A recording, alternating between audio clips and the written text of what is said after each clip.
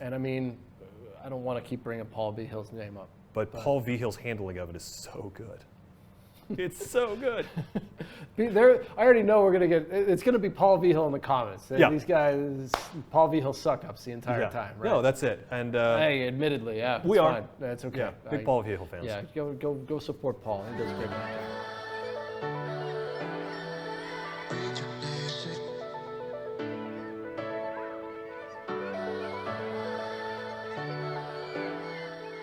Hey, what's going on? Nick Lacapo here with Penguin Magic, here for another top 10 list with my buddy Eric Tate. Hey, Nick. Eric. How's it going? How are you? I'm great. We got the top 10 list. Here we go. Yeah, this is an exciting one. Yeah. Gambling magic tricks. Yeah, we were kicking around ideas for these top 10 lists around the office, and someone said, Eric, you do a lot of gambling stuff. What are your top 10? And then I had to think about it. Yeah, it's actually kind of hard, right? Yeah, because there's a lot of gambling magic that like looks like other gambling magic, and then when I started to think about it, I was like, oh, you know what, actually this is gambling magic and this is gambling magic. So I think there's going to be a couple of surprises in this list that are my favorites. And I should say that this is my top 10 list. These are my favorites. So if I've missed anything or you disagree with me or I'm in the wrong order, let us know in the comments below. Feel free to I mean, I'm going to disagree with probably all of these. I definitely. I know there's probably at least one or two of these. There's a couple I think that we will agree on. But we want to know what you think as well. So. But gambling magic is interesting, right? Yeah. Because it's one of those. It's not gambling demonstrations. Because I learned at an early age in my sleight of hand career that if doing a gambling demonstration was the quickest way to put an audience to sleep. Yeah, right. Is unless you're Richard Turner. Yeah. Yeah. No, I think we were talking with Dan recently about putting a gambling. Dan Harlan putting a gambling demonstration, not a demonstration, but gambling theme among your set and how you can use that as a tool to break up the monotony of, pick a card, find a card type of thing. And a really good resource on gambling magic is actually Jason Ladani, who's a good friend of mine, and he has a really wonderful Penguin live act and a couple of really great like gambling themed downloads, which are interesting because Jason will take what you and I would consider to be a normal like magic effect, and he'll give it a gambling theme because it fits his character. Yeah. And his whole show is gambling related, but you wouldn't realize that watching it. And there's a couple of other people who've done that well. Martin Nash, another really great example. Yeah. So being able to find the differences between each one, which I think you're probably going to illustrate along the way. So let's get to it. What is number 10? Yeah, so number 10 is got to be the Mayhew poker deal. The Mayhew poker deal. Yeah, which is something that is near and dear to my heart because in my first Penguin live act, I have something called Faking the Middle, which is really interesting. And then I was writing a magic book and circulating it around for comment, and Helen Ackerman said, Eric, this is a really wonderful effect. Are you aware that it's called the Mayhew poker deal? And I was like, oh no, it was a very simple case of two people arriving at the same solution. Unfortunately for me, Steve Mayhew arrived at it 30 years before I did. Yeah, right. Since then, though, I've been in touch with Steve Mayhew, and I've shared with him mine, and I've looked at his, and we've talked, and we both agree that we like each other's. Well, he's given me permission to teach mine because he likes it, and I have added some touches to mine of his. But essentially what the Mayhew poker deal is it is a pseudo center dealing demonstration. And so the idea is that you are going to tell someone what a center deal is, and then you're going to shuffle cards face up into the deck, and then apparently deal those cards from the center of the deck, and the audience will know you're doing a center deal when they see those face up cards. And the Mayhew poker deal is a really interesting solution to that because a center deal is frightfully difficult. The only thing it's good for, you shouldn't practice a center deal. Yeah. The only thing it's good for is getting money on a Kansas card table in the 1930s. Right. But somebody already did that. Yeah. So. So why? I mean, I don't have access to a time machine. But it's one of those things that I will do whenever someone says to me, "Oh man, I never want to play cards with you," I say, "You're exactly right, and here's why," and then I show them that. And when you describe dealing from the center, lay people, they can't wrap their brains around it. And there's some really clever stuff about the Mayhew poker deal that is really good. So if you want to learn it, you can learn it in my Penguin live lecture, or you can get totally whacked by Steve Mayhew, where the original version is taught. No, this is the one at the end where you get that really great moment where you're just feverishly like dealing the cards face up out of the center of the deck. Out of the center of the deck. Actually, it's been in our pre-show highlight reel for a long time, but it's a really fun moment. It's like a really strong reveal.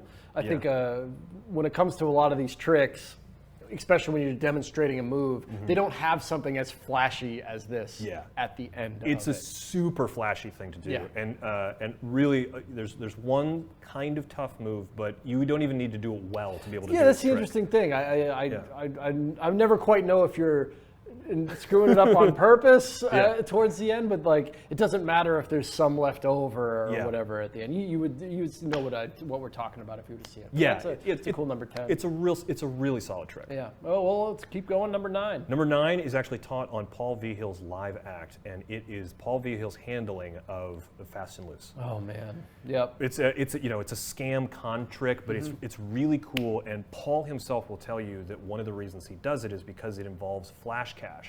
Tell them what the trick is. Okay, so Fast and Loose is a really, really old game that was actually played on the top of a barrel. And the idea is you have an endless chain. So it's a loop of chain that's about 4 feet around or something like that. And then you can throw it so that it creates an X. And then there's 2 loops on the outside. Then you invite your audience member or your sucker, your mark, to put their finger in one of 2 of the chambers. And you can, when they pull the chain, they always pull from the same place. It will either stick fast or it will pull loose and come away. And the idea is that if you pick the side that stick fast, you win.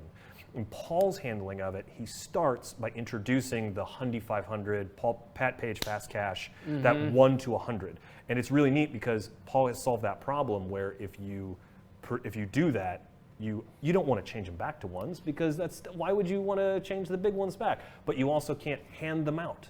So Paul uses them as the betting currency in his Fast and Loose game. And he's got some very unique, very interesting moves in the Fast and Loose that you can't learn anywhere else that make it good. Yeah. Well, I mean, we filmed a lot of these top 10 lists. Paul Vihil's name comes up all the time. Yes. And that's not just because it's because the effects that he creates and performs are so solid. Yeah. Those acts are. If we were to do a top 10 Penguin Live act stuff, I'm sure Paul Vihil's name was on there. Yeah. And the Fast and Loose is fascinating that it's on there. It's really good. And that was one of when I started to put together this list, that was the one that made me go, this isn't all poker demos. Yeah. There's other, the scam and con stuff still falls into the gambling themed magic because it's still magic. Yeah, absolutely. Yeah, absolutely. That's a great one. Let's go to number 8. Number 8 is actually it's not out yet as of this filming, but it is going to be out soon. It's Chef Anton's Trick Shots. Okay, yeah, I've not seen this. So we were very fortunate to have Chef Anton in to film a live act, and while we were in, we said, hey, can we do a download of easy bar bets and pool shots that you can do? And of course, Chef Anton is the 2-time U.S. trick shot pool champion. Sure. So he goes, no problem. And myself and Nick Popa went over to a local pool room. It's like a legendary pool. Let's give a shout out to Hound Dogs real quick. For the last 7 years, we've brought every Penguin Live lecture over there to sing karaoke and eat pizza for the last 7 years. But yes, they also have pool tables. Yeah, they got pool tables in the back, and occasionally magicians will come shoot pool with us. But shooting pool with Chef Anton is a totally different experience. Yeah, because Chef Anton, and actually you're going to hear this in the Penguin Magic podcast that's coming out, Chef Anton was an actual pool hustler for a while. Yeah. So he in the podcast he gives some background on exactly like what it was like being on the road, some real hustles, and so in this download he teaches a few different trick shots that you can use to hustle people. So like one of them is you put a dime on the rail and a shot glass and you shoot a pool ball. The pool ball never touches the dime, but it bounces the dime into the shot glass. Super cool. There's some different bar bets where you can win like bet for drinks. And different trick shots, and they're all pretty easy to do. And so it's another one of those like it's a gambling because you're making a bet, but it's a pool ball wizardry is what he calls it. Chef Anton also has a book that I believe is on Penguin Magic that is it's Chef Anton's Trick Shots book where you can learn stuff. So it's sort of like those two go hand in hand, but there's some really neat magic and magic style effects and like sort of allied gambly stuff that you can do with pools. And that's a great thing to know. It just seems like to just know one of those in the back of your head. Yeah. I'm around enough pool tables now and then to warrant such such a thing. Some real estate up here. There's not much left. Oh but. yeah, and I have to say, when you do get this, one of the first things he teaches is the triangle shot. It's super cool. I could do it without any practice, and I've used it to win beers off my girlfriend. Oh man, already you're getting mileage out of it. Already. All right. Yeah. Let's go to number 7. You know, number 7 is also another Chef Anton. Oh wow. So he teaches this in his Penguin Live Act, but it's also a product that you can pick up from him, and I think we sell it on Penguin Magic. It's the jumbo shells. That's right. I've seen Chef do these. These are like the 3-shell game, but the shells look like turtle shells. Yeah, right? They're enormous. I mean, they're bigger than footballs. And it's the first time I ever saw these jumbo shells in action was actually at a trade show in my previous life. I used to work for a business that would send me to trade shows, not as a magician. Yeah, before the beard. So my job would send me to I would actually have to go and do work at a trade show and not magic. It was torture. But I'm walking down the halls and I see this guy on a booth and he's got 3 big jumbo shells and I go, I know what those are. And it's John Petz, who lives here in Columbus, and he's doing the jumbo shells. And it works totally differently than a regular 3-shell game, but it is still, you've got people gambling and betting and placing bets on stuff. And it's a really neat approach to taking a classic gambling scam and turning it into a big stage piece that everyone can see. Yeah, everybody can follow. People love playing the 3-shell game. Oh yeah. Because everybody in their seats can play. Yeah. Especially when it's that big. Yeah. It's super good. So, and I think you could make the shells if you wanted to, if you had some like crafting background, and Chef walks you through all of the moves in his Penguin Live Act. But the shells that you can buy from Chef are super high quality and absolutely worth it. No, I don't know. Is there a shell game coming up on this list, or is this Let's go to number 6. Number 6, without a doubt, Dan Harlan's poker deal from Dan Harlan Live 4. The Penguin Live Act. We just filmed the one that just happened. The one that just happened. As soon as we started making lists, this one immediately went in. And this is kind of what I was alluding to at the beginning of this when we were just talking with Dan about how you can put a gambling demonstration in your act. Yeah. So this act is already out there and getting good reviews, and it's from Dan's Commando Act, where he walks in and someone hands him a deck of cards and he can do a full 35-minute show. Yeah. But the poker demonstration he does in it fooled me when he performed it, because I was like, wait a minute, how is this happening? This is a shuffled deck. Shuffled so deck. he's getting into a really great poker demo from a shuffled deck. Yeah. And it will fool the blazes out of you. And the best part is, it's almost self-working. Yes. There's no moves in it. Yeah. I was trying to remember what I was saying about it, because I hosted that lecture. Yeah. And, I skip over stuff like that these days when I'm looking for a new card magic to perform, like gambling demonstrations or no, never mind. No. But like after watching him do it and then explain it. Now I know he's not trying to sell me on it, but when I had to hear what Dan had to say about it, I was like, wow. He is so right, and I am so wrong. Yeah. I am so wrong. Yeah. I'm glad you brought this up, because I have a couple weddings coming up, and I thought I might throw this in the back of my head just in case the opportunity came up. It's definitely, especially when you're when you're in those environments where you're doing walk around, but maybe you've already hit all the tables, you still got time to learn, but you've definitely got people who want it. Like, it's a great trick that you can sort of sit down and make a meal out of. Yeah.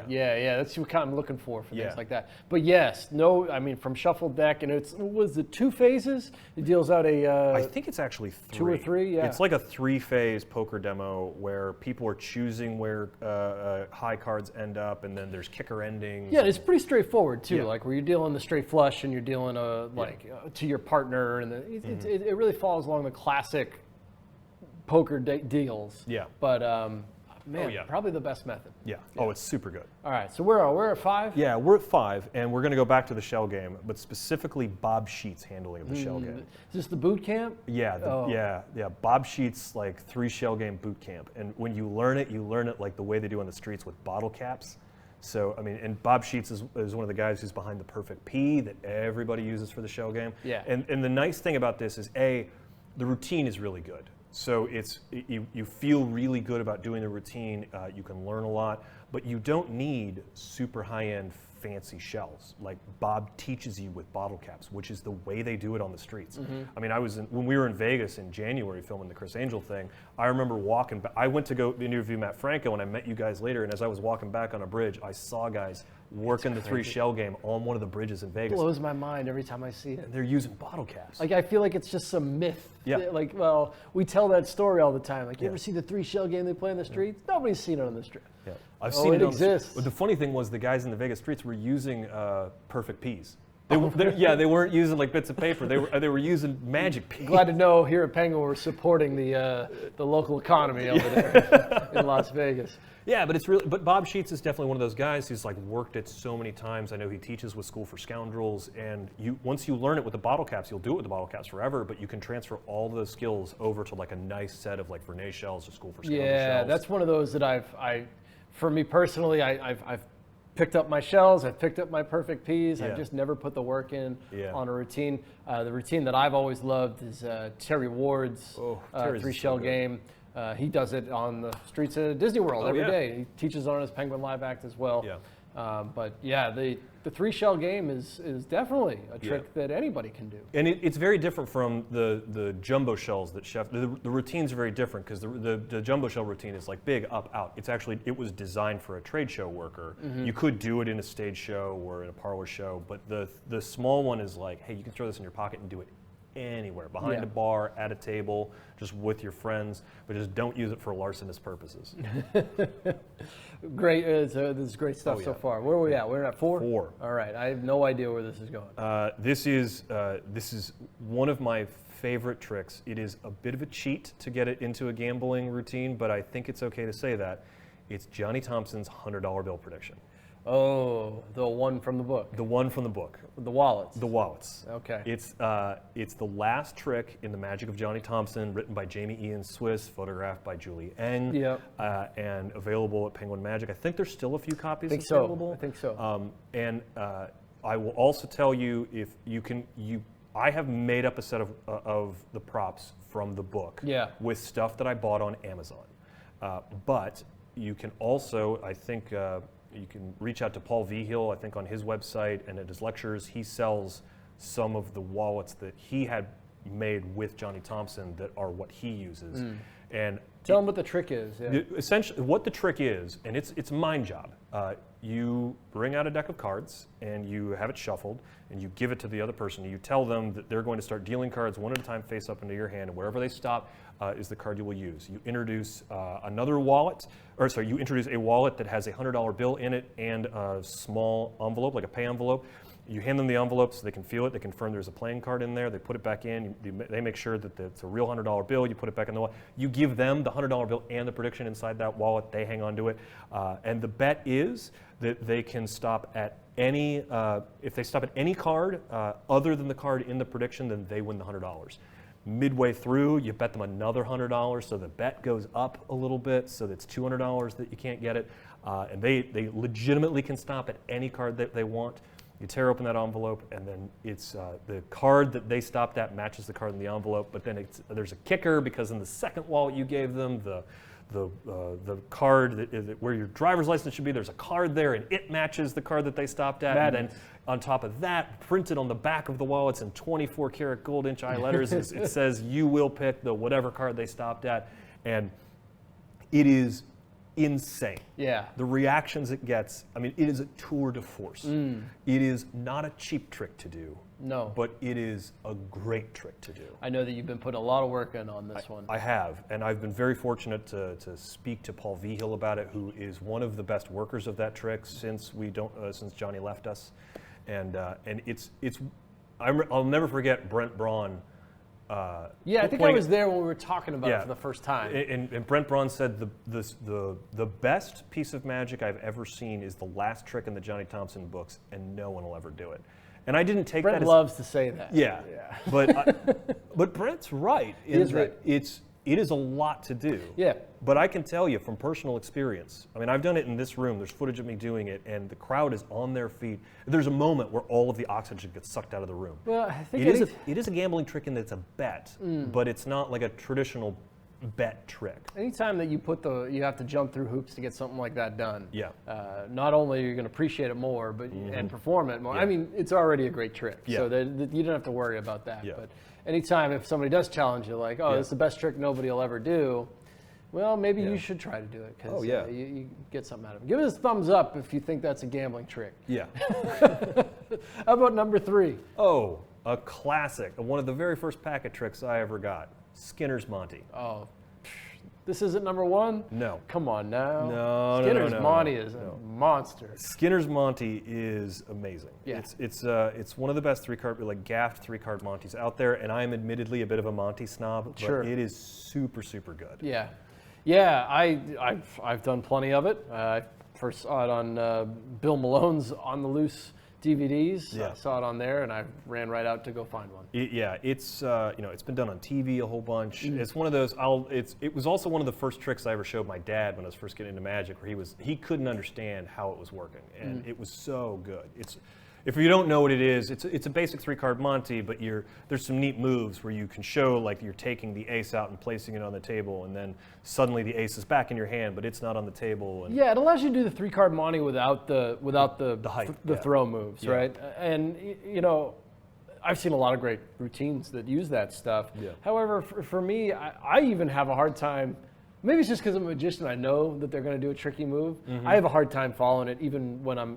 You know what I mean? So the Skinner's Monte is so great because you can just cleanly and do it slowly, and it's just fantastic. And it's one of those things that it's become so ubiquitous in our industry that there's a lot of like gaff decks or just like straight up like custom printed decks that come with Skinner Monte gaffs in them. So it's like you can buy it, but then you can fully expect to be able to access those gaffs over and over again without worrying about them wearing out because you know you're gonna be able to get more. Yeah, you can get them on Penguin. You're gonna want to look for something called Penguin Monte on there. Yeah. You'll actually get a different routine. Well, you'll get the cards that you can do the original Skinner's Monte, which I'm sure Rick covers on the tutorial, but he also teaches his own routine on there as well. If I had to do something close up on TV tomorrow, this would be in the running. With me trying to figure out what it was, because it's bulletproof. You need something bulletproof, and if you want to speak to anything gambling related to your audiences, like it's a really easy one that you can get them to get on board with. And I mean, I don't want to keep bringing Paul Vigil's name up, but Paul Vigil's handling of it is so good. It's so good. I already know it's going to be Paul Vigil in the comments. These guys, Paul Vigil suck-ups the entire time, right? No, that's it. And hey, admittedly, we are. Fine. That's okay. Yeah, big Paul Vigil fans. Yeah, go support Paul. He does great magic. All right, we're done. Two. Let's go to 2. I mentioned Jason Ladanye at the top of this. Paul Vigil better not be a number 2. No.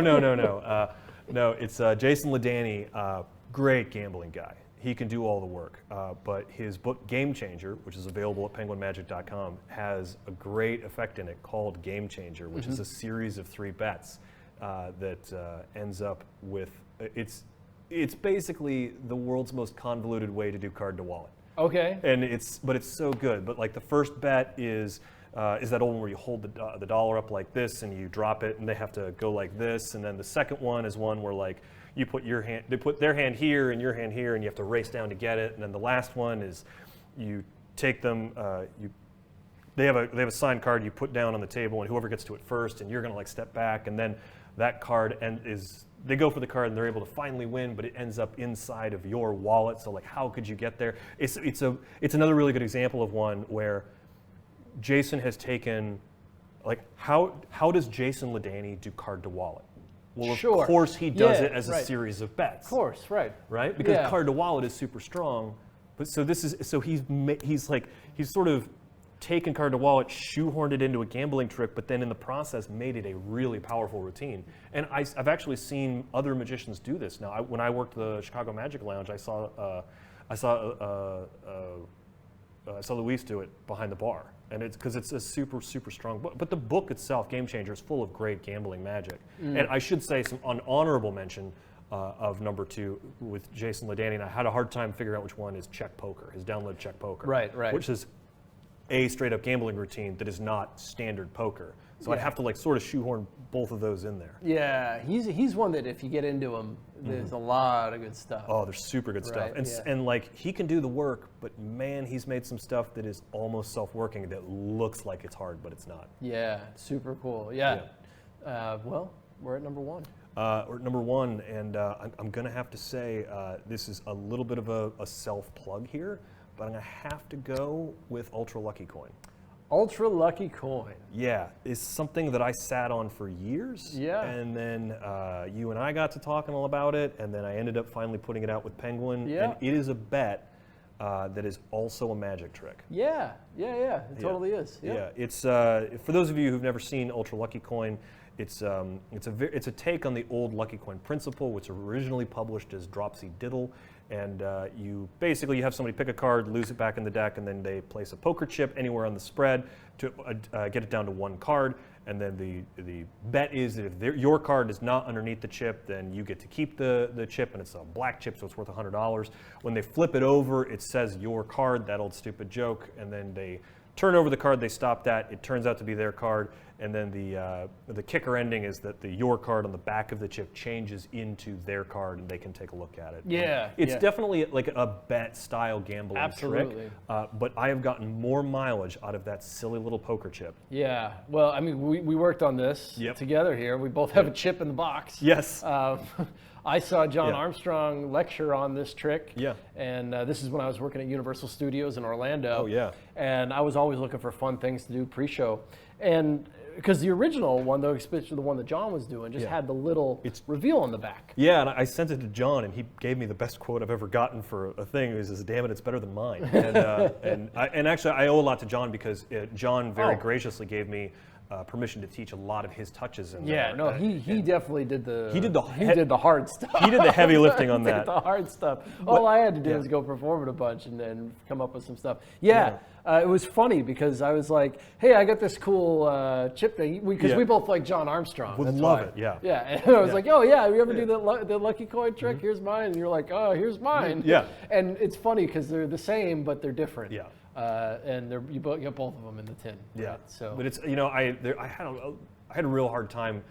I knew that this belonged on it because I know you've gotten so much mileage out of your lucky coin, and then I've gotten so much mileage out of my lucky coin, and it really does live in that bet antagonistic gambling world, even though it's not like a proper poker demo. Yeah, it's got a bit of a joke in it, especially the way that we present it. Yeah. And I was going to put it lower down the list because some of the Jason Ladany stuff is really good. It's definitely number one. The Paul Vigil stuff. Totally number one. Yeah, but it's number one for me just because regardless of the response from the Magic community, I still do it at every gig. Yeah. It still gets just monster reactions. Well, I think maybe it's just interesting to incorporate poker chips into your card magic. Yeah. Or it's just another prop that can go hand in hand. Yeah. They're used a lot. Poker chips are used a lot in card magic these days, but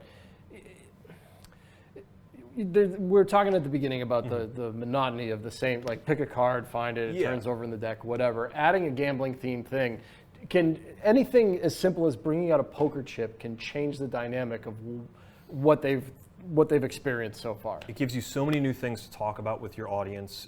They start asking questions that can lead you towards different effects that you can perform for them that otherwise would have been difficult to set up. Mm-hmm. It's really, any time you're able to bring in that kind of a thing, even if it's dice. Yeah, right? Yeah, we didn't mention this, and it deserves an honorable mention, but the Sachs dice routine. Oh, yeah. I know Bob Sheets teaches it really well with this whole sort of craps element where I would consider that a gambling routine because even though it's just the spots on the dice changing, the Bob Sheets, it's the rules is where you should look for this. Yeah, that's a great routine. Yeah. I've also learned it on Diamond Jim Tyler. I believe it's his second Penguin Live lecture. I think he teaches on there. If not, it's the first. Doesn't matter. Both of those lectures are loaded with stuff, especially things in this wheelhouse as well. But I think the thing to take away from this top 10 list is not necessarily, oh, I don't want to do a gambling effect. It's that a gambling effect can be a wide variety of things and definitely spice up the performance that you're going to do and make it a much more textured experience for your audience. Yeah, you're absolutely right. We can fall into that trap of